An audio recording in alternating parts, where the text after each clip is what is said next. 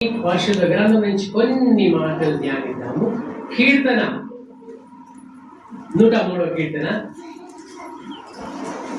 103వ కీర్తన, page number 505, 505 పేజీలోని అందరం కలిసి అనుకుందాం. 1, 2, 3. నా ప్రాణమా యెహోవాను సన్నుతించుము, నా అంతరంగంలో ఉన్న సమస్తమా ఆయన పరిశుద్ధ నామమును సన్నుతించుము. నా ప్రాణమా యెహోవాను సన్నుతించుము. ఆయన చేసిన ఉపకారములను దేనిని మరొకము. ఆయన నీ దోషములన్నీ క్షమించువాడు, సంకటములన్నీ కుదుర్చువాడు. సమాధిలో నుండి నీ ప్రాణం విమోచించుచున్నాడు, కర్ణకటాక్షములు నీ కిరీటంగా ఉంచుచున్నాడు. పక్షిరాజ యవనం వలె నీ యవనం పొందదగుచున్నట్లు నేనుతో నీ హృదయం తృప్తిపరచుచున్నాను. 30వ కీర్తన 31, 7వ వచనం. నీవు 466 పేజ్ పాత నిబంధనలో సామ్ 30 అందరం కలిసి చదువుకుందాము. 30:12 సారీ అవునండి 31:7 వచనం. నీవు నా బాధను దృష్టించి ఉన్నావు, అంటే దేవుడు మన బాధను చూసినావు. నీవు నా బాధను దృష్టించి ఉన్నావు, నా ప్రాణ బాధలు నీవు కనిపెట్టి ఉన్నావు. కావున నీ కృపను బట్టి నేను ఆనంద భరితుడనై సంతోషించెదను. ఇప్పుడు 30వ కీర్తన 12వ వచనం. నీవు నా గోనె పట్టాలు విడిపించి సంతోష వస్త్రం నన్ను ధరింపచేసి ఉన్నావు. యెహోవా నా దేవా, నిత్యం నేను నిన్ను స్తుతించెదను. దేవుని సాయం కొరకు చిన్న మాట ప్రార్థన చేసుకుందాం.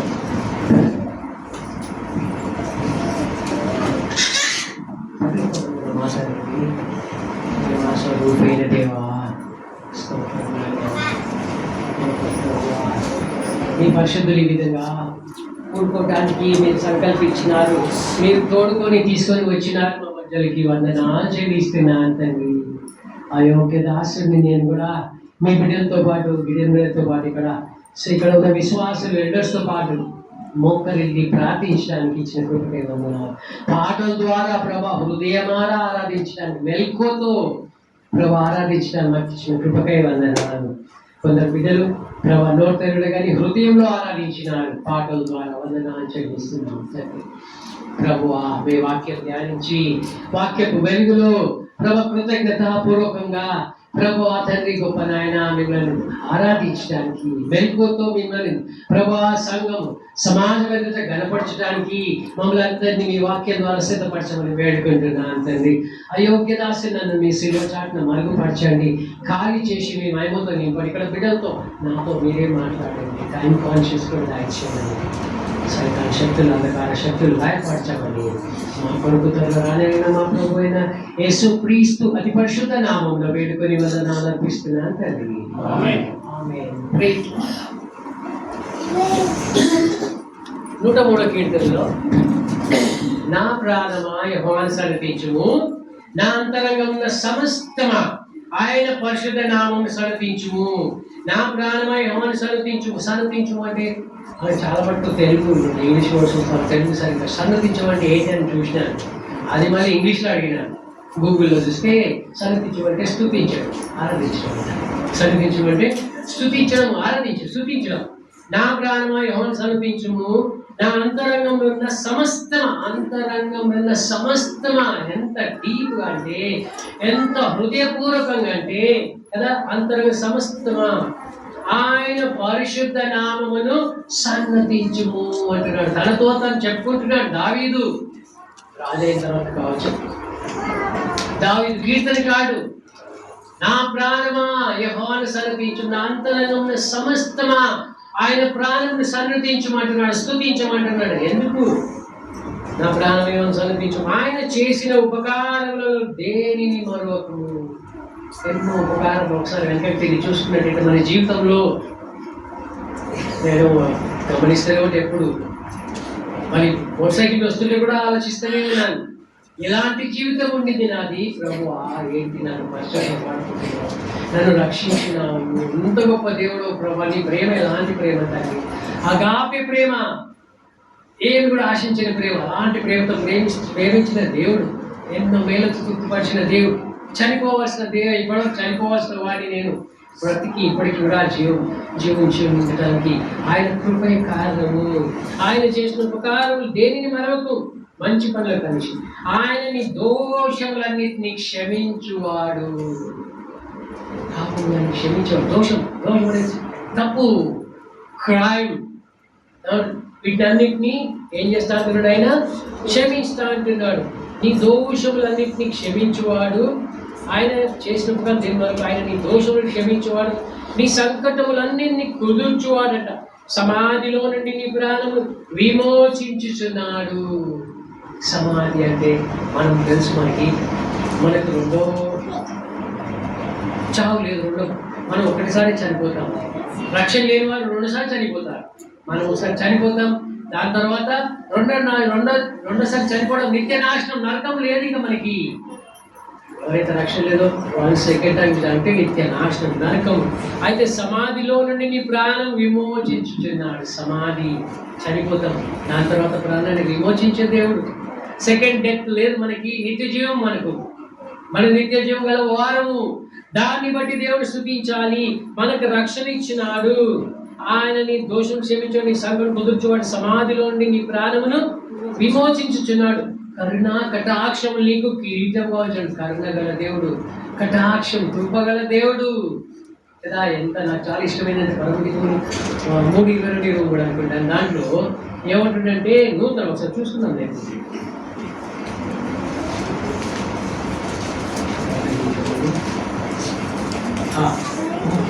3వ అధ్యాయం 22 683 పేజీలు ఉంది. 3వ అధ్యాయం 22వ వచనం 23 చదవచ్చు ఎవరైనా పెద్దగా. యెహోవా కృపగలవాడు, ఆయన వాత్సల్యత ఎడతెగక నిల్చున్నది గనుక మనం నిర్మూలం కాకున్నాము. ఎడతెక్కుంది కాబట్టి మనం నిర్మూలం కాకున్నాము, ఇంకా క్షేమంగా ఉన్నాము. ఘోరంగా మనం నిర్మూలం కాకున్నాం. అనుదినము నూతనంగా ఆయనకు వాత్సల్యత పుట్టుచున్నది. నీవెంతైనా నమ్మదగిన. అనుదినం అంట, నూతనంగా. నిన్నటి వరకు అయిపోయింది, నిన్నటి వరకు ఏమైపోయింది? నిన్న వరకు ఫినిష్. ఈ రోజు 26 అక్టోబర్ 26, ఈ రోజు కొత్తగా మళ్ళీ దేవుడికి మన పట్ల వాత్సల్యత కలుగుతున్నది. ఎంత గొప్ప విషయం కదా. ఇక్కడ సంగతి అయిపోయింది, మళ్ళీ ఫ్రెష్ కొత్తగా. నేను ఎప్పుడు చాలా ఇష్టమైన వాక్యం, కొత్తగా ఈరోజు ఫ్రెష్గా దేవుడు మన పట్ల వాత్సల్యత చూపుతున్నాడు. ఇంత గొప్ప దేవుడు మనకున్నాడు. స్తుతించాలి, ఆరాధించే వారిగా ఉండాలి. మనకి ఇచ్చిన రక్షణ బట్టి ఆరాధించే వారిగా ఉండాలి. ఇప్పుడు 31వ అధ్యాయం చూద్దాం. 31వ అధ్యాయంలో ఏమంటున్నాడు అక్కడ? 12వ వచనం.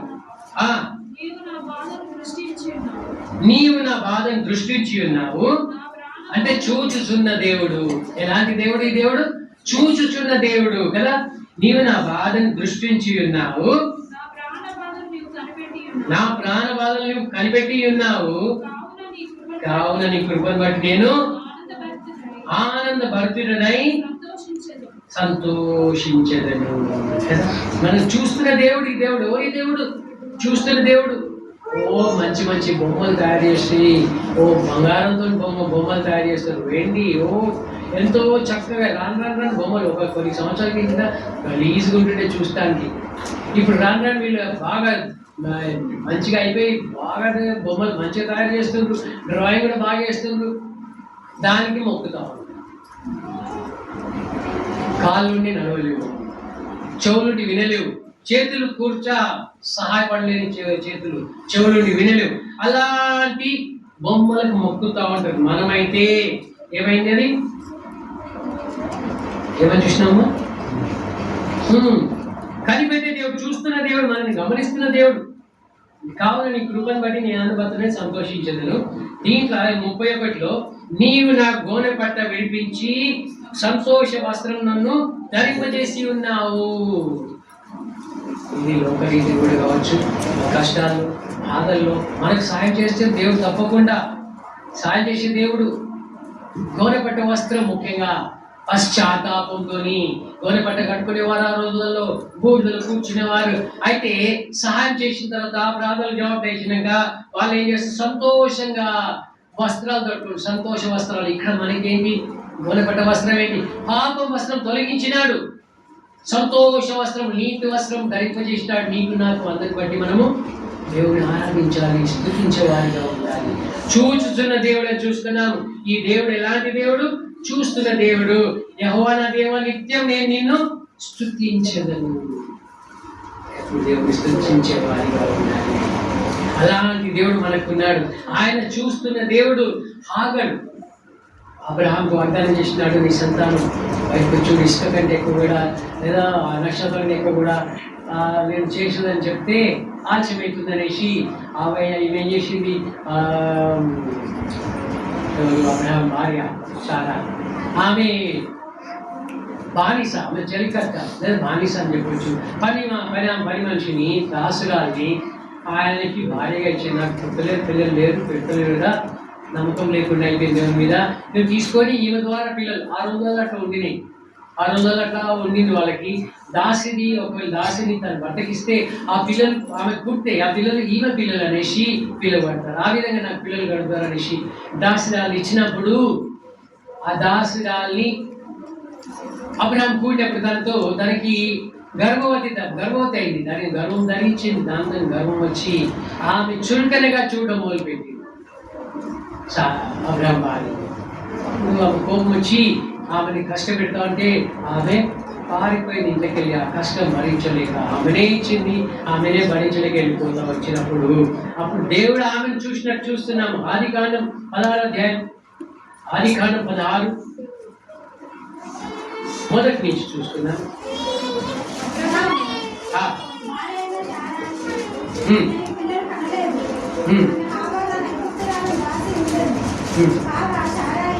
ఇదిగో నేను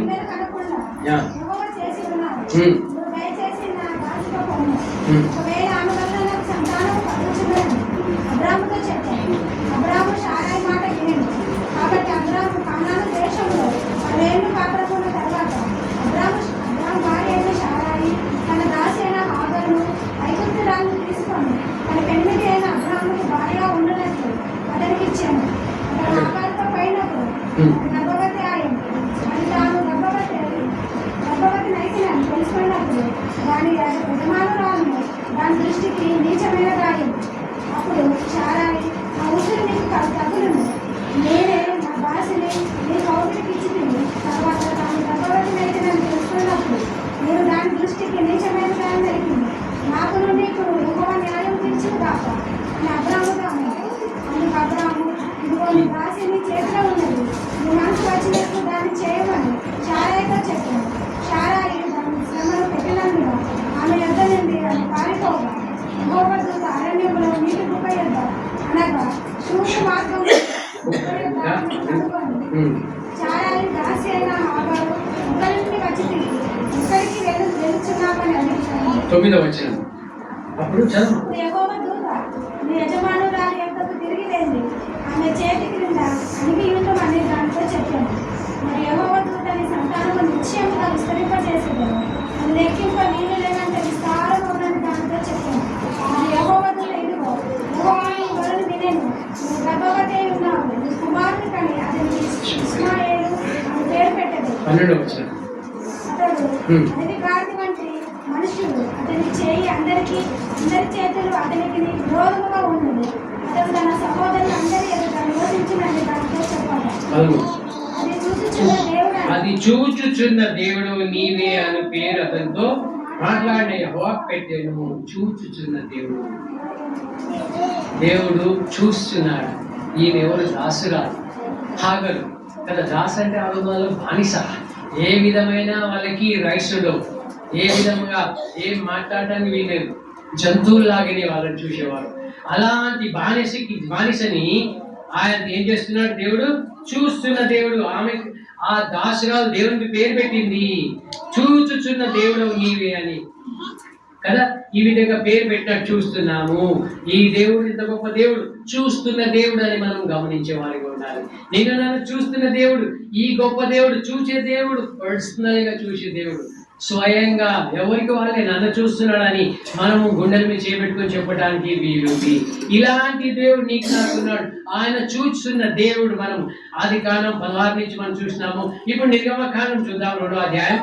నిర్గమకాండము 2వ అధ్యాయము 23, 24. నిర్గమకాండము. అలాగనే అనేక దినములు జరిగిన మీదట ఐగుప్తు రాజు చనిపోయింది. ఇజ్రాయేలీయులు తాము చేర్చున్న వెట్టి పనులను బట్టి. అయితే అక్కడ ఇజ్రాయెల్ దేశంలో వీళ్ళు మామూలుగా వెళ్ళి ఉన్నారు, అతిథుల్లాగానే ఉండినారు. కానీ రాను ఏమైపోయింది, వీళ్ళు ఎక్కువగా అయిపోతున్నారు అనేసి మళ్ళీ అప్పుడున్న రాజు కూడా లేడు. ఇప్పుడు ఆయన చనిపోతే కొత్త రాజు వచ్చి వీళ్ళని హింసించడం మొదలుపెట్టాడు, బానిసలు చేసినాడు వీళ్ళని. అప్పుడు ఏమైంది, వచ్చి చదమ్మా. తాము చేర్చున్న వెట్టి పనులను బట్టి నిజూర్పు విడుచుచు మొరపెట్టుచుండగా తమ వెట్టి పనులను బట్టి వారు పెట్టిన మొర దేవుని ఎద్దకు చేరను. మామూలుగా పనిచేసే వాళ్ళు అయితే వాళ్ళు, ఇంకా తెలంగాణలో అయితే ఎక్కువ మంది, మన తెలంగాణలో వాళ్ళు మెల్లగా పనులు ఎక్కుతారు. మధ్యాహ్నం 1 గంట కానీ దిగిపోయి మళ్ళీ 2 వరకు ఉంటారు. అక్కడ విన్నా నేను. దాని తర్వాత 5 గంటలు పని చేస్తారు, 10 వెళ్ళిపోతారు. వాళ్ళకి యూనియన్స్ ఉన్నాయి మళ్ళీ. కానీ ఆ రోజులలో అయితే బానిసలకు అట్లా ఏం లేదు. 5 అయిపోయింది, 6 అయిపోయింది, 7 అయిపోయింది, పని చేయాల్సిందే. జంతువులు లాగానే బానిసలు. వీళ్ళని వెట్టి చాటులు చేయించుకుంటూ కష్టపెడుతున్నప్పుడు ఏమైంది, కాగా దేవుడు వారి మూలుగను విని అబ్రహాం, ఇస్సాకు, యాకోబులతో తాను చేసిన నిబంధన జ్ఞాపకం చేసుకొని దేవుడు ఇశ్రాయేలీయులను చూచెను. ఈ దేవుడు ఏం దేవుడు, మన దేవుడు చూస్తున్న దేవుడు.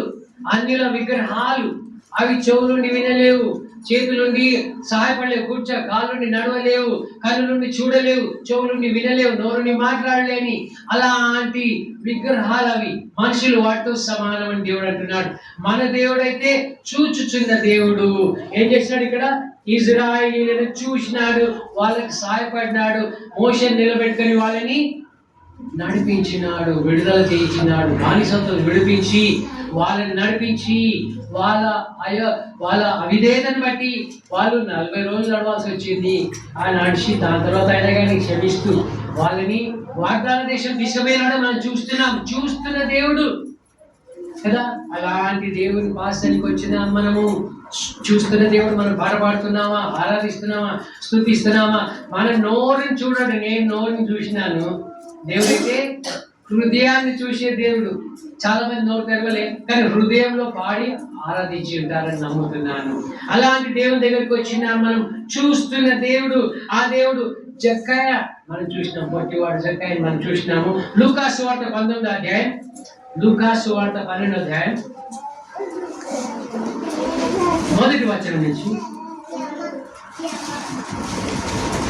లూకాసు వార్త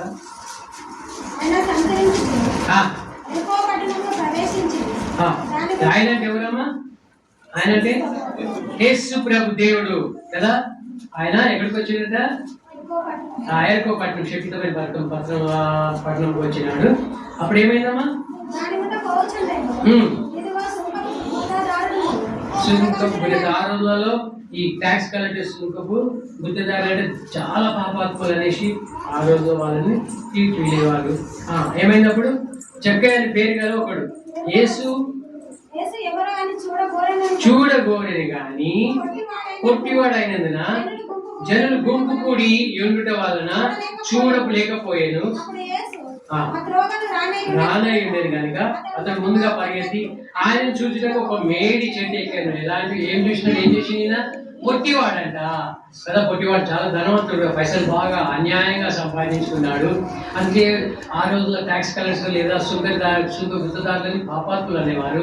ఆయనకి యేసుప్రభుని చూడాలనిపించింది, కానీ పొట్టివాడు గుంపులు వస్తున్నాడు, జనాలు చూడలేకపోయి ముందే ఈ దాటి వస్తాడని తొందరగా వెళ్ళి ఆయన ఒక చెట్టు ఎక్కి కూర్చొని. ఏం చెట్టు అది, ఏం చెట్టు అన్నాడు, మేడి చెట్టు ఎక్కాడట. యేసు ఆ చోటికి వచ్చినప్పుడు కన్నులెత్తి చూచి జక్కయ్య త్వరగా దిగుము, నేను నీ ఇంట నుండవలసి ఉన్నది. చూచి దేవుడు చూస్తున్న దేవుడు ఎందరో ఉన్నాడు. ఈ జక్కయ్య పొట్టివాడు చెట్టుకి కూర్చుంటే అక్కడ దాకా వచ్చి పైకి చూసినాడు. జక్కయ్య చూసే దేవుడు, మన దేవుడు చూస్తున్న దేవుడు. ఆ దేవుడు జక్కయ్య చూసి నేను నీ ఇంటికి రావాల్సి ఉంది నేను అంటున్నాడు. అప్పుడు ఏమన్నాడు? నీ ఇంట నుండవలసి ఉన్నదని చెప్పాను. 6వ వచనం. అతను త్వరగా దిగి సంతోషంతో ఆయనను చేర్చుకున్నాడు. అందరూ చూచి ఈయన పాపి అయిన మనుషుని యొక్క బస చేయలేనని చాలా చనుక్కున్నారంట. జక్కయ్య నిలబడి, ఇదిగో ప్రభువా, నా ఆస్తిలో సగం బీదలకు ఇచ్చుచున్నాను. నేను ఎవరి యొక్క అన్యాయంగా దేని తీసుకొని అతనికి 4 వంతులు మరలా చెల్లించాలని ప్రభుత్వం చెప్పాడు. అందుకు యేసు, ఇతడు అబ్రహాము కుమారుడే, ఇతడును అబ్రహాము కుమారుడు, ఎందుకనగా నేడు ఈ ఇంటికి రక్షణ వచ్చింది.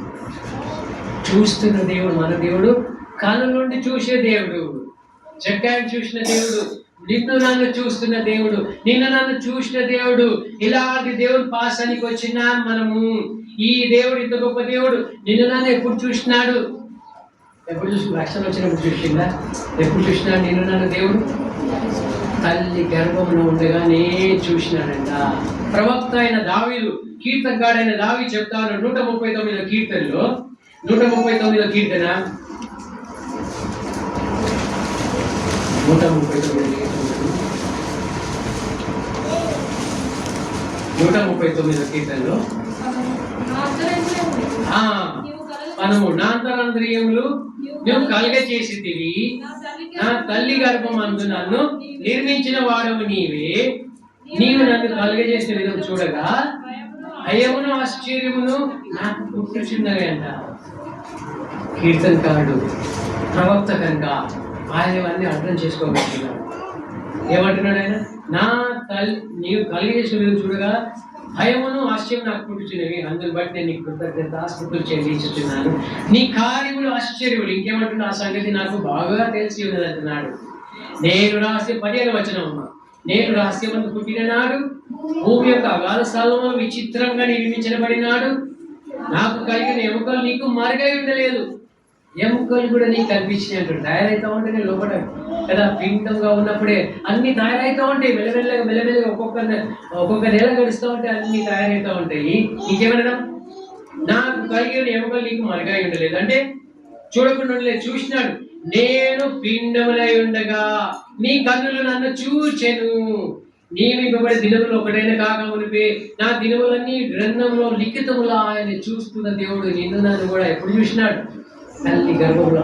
మనం పిండములై ఉండగాని, తల్లి గర్భంలో ఉన్నంతకాలం పిండం అంటారు. ఆ తర్వాత తల్లి జన్మనిచ్చిన తర్వాత అప్పుడేమంటారు? పాప అంటారు, బేబీ అంటారు కదా. అప్పటి వరకు పిండముగా ఉండగానే తల్లి గర్భంలో చూస్తున్నాడు దేవుడు. మన దేవుడు చూచుచున్న దేవుడు. నిన్ను నన్ను కూడా చూస్తున్నాడు దేవుడు. నిన్ను నన్ను తల్లి గర్భం చూసినాడు. మనం మంచి దేవుడు లేదా మంచిగా ఉంటుందని వచ్చినాం కాదు. మనకే మనం రాలేదు. దేవుడే తల్లి గర్భంలో ఉండగానే, భిన్నమై ఉండగానే నిన్ను నన్ను చూసినాడు. చూసి మన జగత్ పునాది వేయబడకుందే క్రీస్తులు ఏర్పాటు చేసుకున్నాడు. ఏదో అనుకోకుండా వచ్చి మనకు చూస్తున్నది కాదు. దేవుడి ప్రణాళిక ఉన్నాం మనం. దేవుడు మనం చూసినాడు. దేవుడు చూసే దేవుడు, చూస్తున్న దేవుడు. అలాంటి దేవుని పాసానికి వచ్చినాం. చూస్తున్న దేవుడు అనేసి ఆయన పాసానికి వచ్చినాం. ఆయన నిన్ను నన్ను చూసినాడు, మనం రక్షించినాడు. నా ప్రాణమా యెహోవాను సన్నతించుము, నా అంతరంగ సమస్తం ఆయన పరిశుద్ధ నామమును సన్నతించుము. ఇంకేమన్నాడు? నా ప్రాణమా యెహోవాను సన్నతించుము. ఆయన చేసిన ఉపకారం దేని మనకు? 3వ వచనంలో ఆయన నీ దోషములన్నీ క్షమించేవాడు, నీ సంకటం కుదుర్చేవాడు, సమాధిలో నుండి నీ ప్రాణం విమోచించుచున్నాడట. ఎప్పుడో చూసినాడు కనుక సమాధి నుండి నీ ప్రాణం విమోచించుచున్నాడు. ఘోరమైన పాపాన్ని నుండి అది నన్ను తల్లి గర్భంలోనే చూసినాడు దేవుడు. పాపంలో పడిపోయినాను, పాపంలో ఉండి దేవుడు రక్షించినాడు. చూస్తున్నాడు, గమనించినాడు. చూస్తున్న దేవుడు అతన్ని ప్రార్థన చేసి రక్షించుకున్నాడు. సమాధిలో నుండి నిత్యనాశనం. ఏంటి సమాధి? నిత్యనాశనము. అందరం చనిపోవాల్సిన, సమాధి పాల్పడవలసిందే. కానీ ఇక్కడ సమాధి ఏమంటున్నాడు? నిత్యనాశనం నుంచి కాపాడినాడు దేవుడు. నరకం నుంచి కాపాడినాడు. తన నీ కుమారుడు యేసు ప్రభు దేవుడు నీ కొరకు నా కొరకు శ్రమలు పొందినాడు, హింసలు పొందినాడు. కల్వరి శిలువ. నేను పొందవలసిన శిక్ష మనం పొందవలసిన శిక్ష, నీవు మనం అందరం పొందవలసిన ఆ శ్రమలు, అవమానము యేసు ప్రభు దేవుడు భరించినాడు. మనకు బదులుగా తన భరించినాడు. ఎంత గొప్ప దేవుడు. ఒక ఆయన అన్యుడు రక్షణ పొందినాడు. రక్షణ పొంది యేసు ప్రభు దేవుడు ప్రేమ స్వరూపి అన్నాడు. అంటే వేరే విధంగా చెప్పినట్టు గుర్తులేదు. కానీ ఒకటి మాత్రం ఏంటంటే, ఇదేంటి ఇట్లా ఆ మనగారి కాన్ఫిడెన్స్ చాలు మరి దేవుడు లేదు, నేను పూజ చేస్తాను, దేవుడు అందరూ కోపం చూస్తూ ఉంటాడు, సముద్రం అంటారు, ఇట్లా అంటారు. ఈ దేవుడు ఇట్లా ప్రేమ అంటున్నారు, ప్రేమ స్వరూపి అంటున్నాడు ఏందనేసి ఆలోచించేసి దేవుడు వాక్యం విన్నాడు. ఎవరు చెప్పిన వాక్యం విని ఏమైంది? రక్షణ.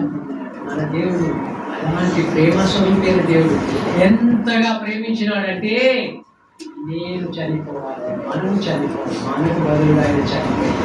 చూడు ఒకసారి మార్క్స్ వార్త 15వ అధ్యాయం. మార్క్స్ వార్త 15.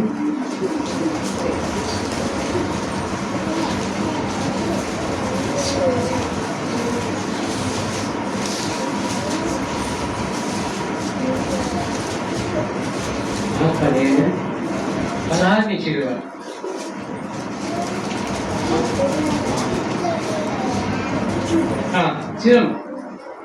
పిలాతు జన సమూహమును సంతోషపెట్టుటకు మనస్సు గలవాడై వారికి బరబ్బను విడుదల చేసి యేసును కొరడాతో కొట్టించి సిలువ అప్పగించాను కదా. యేసు బదులుగా ఎవరు వదిలేసినట? బరబ్బను. దొంగ, గజ దొంగ, హంతకుని వదిలేసినాడు, దొంగని వదిలేసినాడు. హంతకుని బదులుగా, దొంగకు బదులుగా యేసు ప్రభుని కొరడాతో కొట్టించి సిలువ అప్పగించినట్ట. సిలువ వేయడాన్ని అప్పగించిన ఎవరి? బరబ్బా. ఈ దొంగ ఎవరు? నేను. మనకు బదులుగా బరబ్బా, మనకు బదులుగా మనకు విడుదల చేయడానికి యేసు ప్రభు దేవుడు ఏమైంది? శిక్ష అనుభవించింది. బరబ్బా లాంటి జీవితం అన్నది ఇంకేమన్నాడు? అందరు సైనికులు ఆయనను 16వ వచనం, సైనికులు ఆయనను త్రయమును అధికార మందిరం లోపలికి తీసుకుపోయి సైనికులను అందరినీ సమకూర్చుకుని తర్వాత ఆయనకు ఉదారంగు వస్త్రములు, ఆ రోజులలో రాజులకు వాళ్ళకి ఉదారంగు వస్త్రాలు ఉంటాయి, తొడిగించి ముళ్ళ కిరీటం ఆయనకు తల మీద పెట్టి, అంటే ఎగతాళిగా మామూలు కిరీటం పెట్టినట్టు ముళ్ళ కిరీటం పెట్టారు. యూదుల రాజా నీకు శుభం అని చెప్పి ఆయనకు వందనం చేసి ఎగతాళి చేసినారు. దాని తర్వాత మరియు రేళ్లతో ఆయన తల మీద కొట్టి, బ్రాంచెస్ ఆయన తల మీద కొట్టి ఉమ్ము వేసి మోకాళ్ళని ఆయనకు నమస్కారం చేసి వారు ఆయనను అపహాసించిన తర్వాత, ఎగతాళి చేసిన తర్వాత ఆయన మీద ఉన్న ఉదాహరణ వస్తువు తీసివేసి ఆయన బట్టలు ఆయనకు తొడిగించి ఆయనను సిలువ వేయకు తీసుకొని ఎగతాళి చేసి కొట్టినారు, అవమానించినారు. దాని తర్వాత తీసుకొని పోయినారు, సిలువ వేయడానికి తీసుకుపోయినారంట. సిలువ వేసినారు. దాని తర్వాత చూడండి వచనం ఉందమ్మా 21, 22. అతడు అలెగ్జాండర్కు రూపు తండ్రిగా అంతగా వచనం చూడండి. ఆయన సిలువ వేసినప్పుడు పగలు 9 గంటలు ఆయన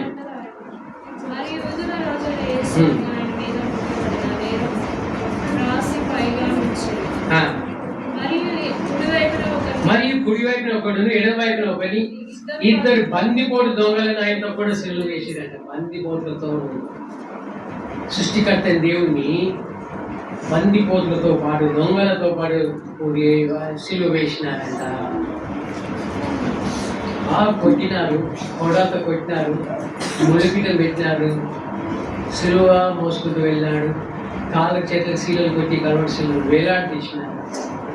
తెలుగులోనేమో శ్రమలు అనుభవించినట్టు, ఇంగ్లీష్లోనేమో ట్రిబులేషన్స్, ట్రబుల్స్ వర్డ్స్ ఉంటాయి. కానీ సరిపోతే మాట లైట్గా అనిపిస్తూ ఉంటాయి. శ్రమలు అంటే లైట్ ఉంటుంది. చిత్రవద అంటే అది కరెక్ట్గా అనిపిస్తుంది.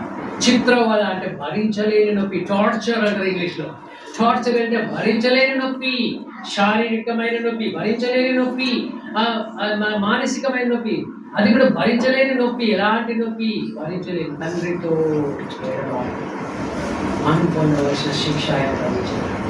వానం పెట్టి నాకు సమాధానం కాబట్టి 3 నుంచి 6 గంటల వరకు ఏమైంది, మధ్యాహ్నం మొదలుకొని 33 వచనం మొదలుకొని 3 గంటల వరకు దేశమంతా చీకటి కమ్మని 3 గంటలకు యేసు ఎలోయి ఎలోయి లామా భక్తాని సబక్తాని అని బిగ్గర కేక వేసిన మాట, నా దేవా నన్ను ఎలా చేయబడిచితివి. ఇప్పుడు ఫిజికల్ టార్చర్, చిత్రవద శారీరకంగా, ఇప్పుడు మెంటల్ టార్చర్, ఎందుకంటే తండ్రి చేయి విడిచినారంట.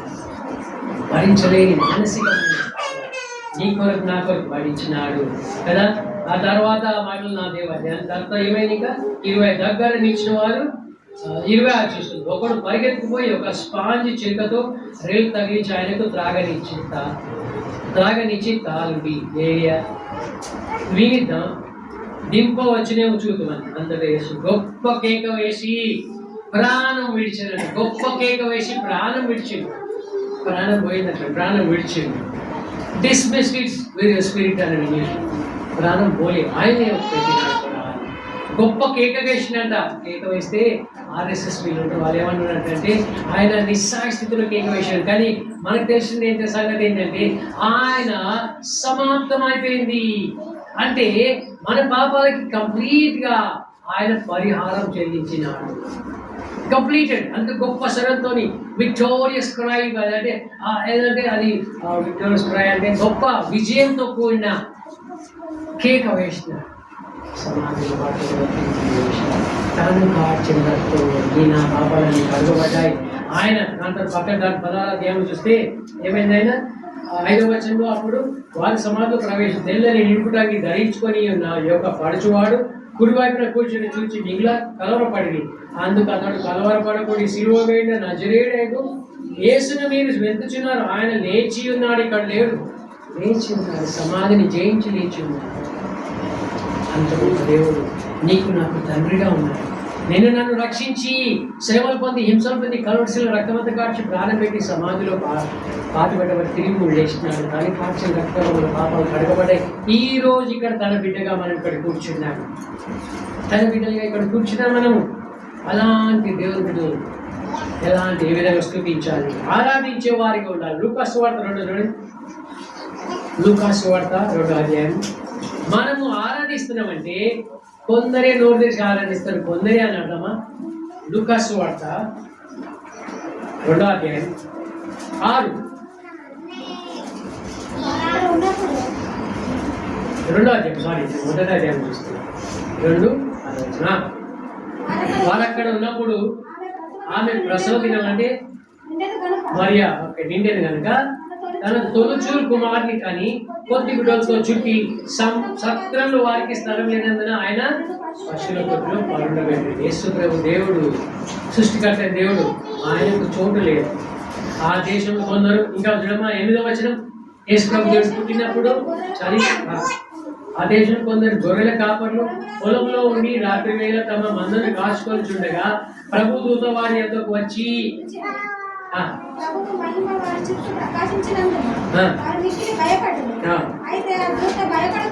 భయపడకూడి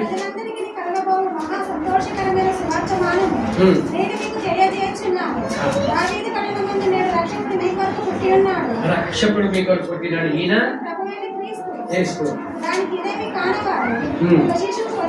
ఒక శిశువు పొత్తి గుడ్డలతో చుట్టబడి మీరు చూచెదారు. వెంటనే ఏముందమ్మా, ఏమైంది ఇక్కడ? ఆ దూత చెప్పినాడు, ఈ విధంగా చెప్పిన వెంటనే రక్షకుడు పుట్టినాడు చెప్పినప్పుడు పొత్తి గుడ్డలు చుట్టబడి ఉన్న రక్షకుడు చూస్తారని చెప్పిన వెంటనే ఏమైంది అక్కడ? పరలోక సైన్య సమూహము ఆ దూతతో కూడా నుండి పరలోక సైన్యం అంతా కనిపించిందంట.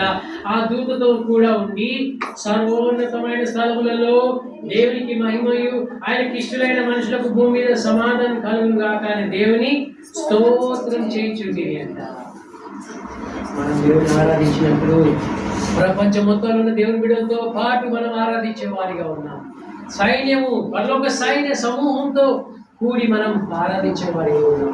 చిన్న గుంపు కాదు మనది, ఇంతమంది ఉన్నారు ఇక్కడ. మన ఇక్కడ కాదు, వరంగల్ ఎన్నో ఉన్నాయి మందిరాలు ఎందరో ఉన్నారు. హన్మకొండ, కాశీపేట, ఈ విధంగా మళ్ళీ ఆ తెలంగాణ మొత్తం, ఆంధ్రప్రదేశ్ మొత్తం భారతదేశం మొత్తంలో కూడా ఎన్నో మందిరాలు ఉన్నాయి, ఆరాధిస్తూ ఉన్నారు. ప్రపంచం మొత్తంలో ఎన్నో మందిరాలు ఉన్నాయి, పొద్దుటి నుంచి సాయంత్రం వరకు మందిరాలు ఆరాధిస్తూనే ఉంటారు.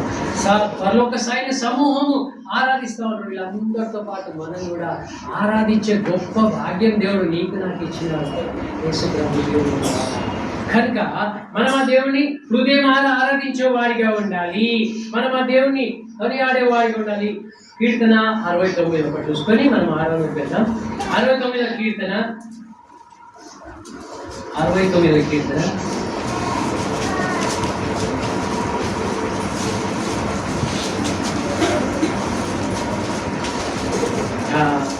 30 వచ్చినప్పుడు కీర్తనతో నేను దేవుని నామమును స్తుతించెదను, కృతజ్ఞతాస్తుతులతో నేను గణపరిచేది. దేవుని గణపరిచే వారిని సమాజం ఎదురుగా నోరు తెరిచి ప్రభువా అని గణపరచాలి, దేవుని ఆయనను మహిమపరచాలి. అప్పుడు దేవునికి ఎట్లుంటుందంటే 31 ఎద్దు కంటేను ఎద్దలు కదా కోడే కంటేను అది యెహోవాకు ప్రీతికరం అంట. ఈ విధంగా దేవునికి ఇష్టమైనది ఏంటిదంట? ఆరాధించడము, దేవుణ్ణి స్తుతించడం. దేవుని బిడ్డగా చూస్తున్న దేవుడు, నిన్ను నన్ను చూస్తున్న దేవుడు, నిన్ను నన్ను చూసిన దేవుడు, నిన్ను నన్ను గమనించిన దేవుడు, నిన్ను నన్ను చూసి ఆయన మనను రక్షించిన దేవుడు, నిస్సాయ స్థితిలో ఉన్న మనను రక్షించిన దేవుడు. ఆ దేవుని హృదయమార మనం స్తుతిద్దాం, ఆరాధిద్దాం. దేవుడు మనకి అందరికీ సాయం చేద్దాం. ఒక్కసారి మనం లేచినట్టయితే